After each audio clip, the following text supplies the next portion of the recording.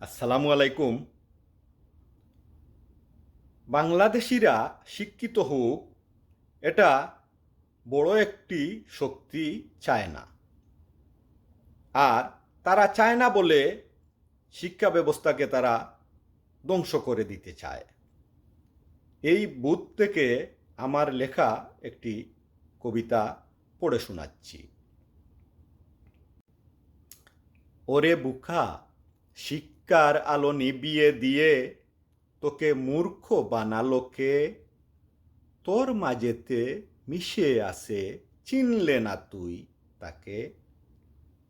ওরে, তোকে এমন করে তোর ভালো মন্দ দেখে তোর কাছেতে ভালো সেজে সে শোষণ করে তোকে।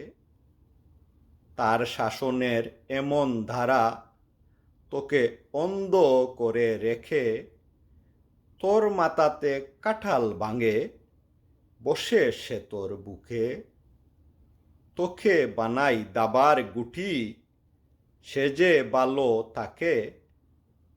তোর ক্ষমতায় শক্তি পেল, আর কে তাকে রুখে?